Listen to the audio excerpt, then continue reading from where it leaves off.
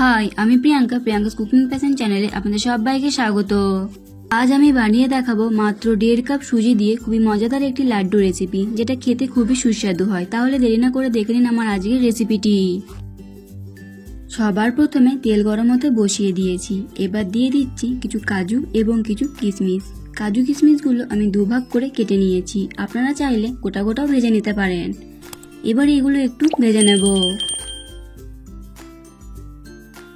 কাজু কিশমিশ ভালোভাবে ভেজে নিয়েছি। এবার এগুলো তেল ঝরিয়ে তুলে নেব।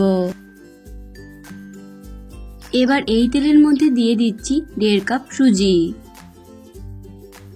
গ্যাসের ফ্লেমটাকে লোতে রেখে একটু সময় নিয়ে অনবরত নেড়ে চেড়ে সুজিগুলো ভেজে নেব। তবে খেয়াল রাখতে হবে সুজিগুলো যেন পুড়ে না যায়। সুজিগুলো পুড়ে গেলে লাড্ডুগুলো খেতে ভালো লাগবে না।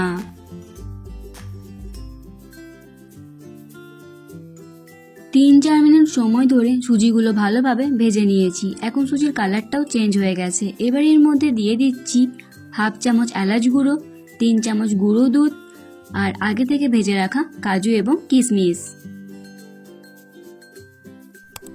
এবার সবকিছু ভালোভাবে মিশিয়ে নেব।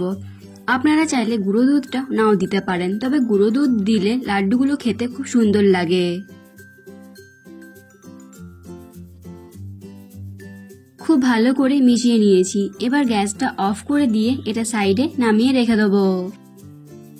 এবার চিনি শিরা তৈরি করে নেব। তার জন্য কড়াই বসিয়ে দিয়েছি। কড়াইয়ে দিয়ে দিচ্ছি 1 কাপ চিনি, 1/2 কাপ জল।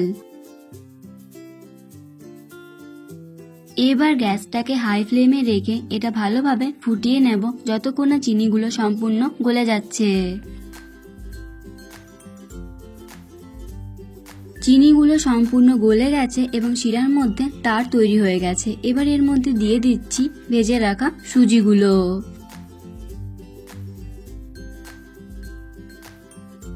এবার সবকিছু ভালোভাবে মিশিয়ে নেব। এই কাজটা একটু তাড়াতাড়ি করতে হবে, নয়তো দলা পাকিয়ে যাবে।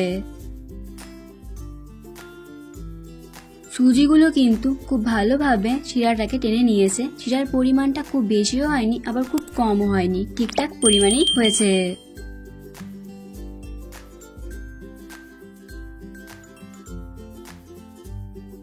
ভালোভাবে মিশিয়ে নিয়েছি। এবার এটা গ্যাস থেকে নামিয়ে নিয়ে হালকা ঠান্ডা করে নেব। তবে সম্পূর্ণ ঠান্ডা করে নিলে লাড্ডুগুলো তৈরি করা যাবে না। হালকা গরম থাকা অবস্থাতে এই লাড্ডুগুলো তৈরি করে নিতে হবে।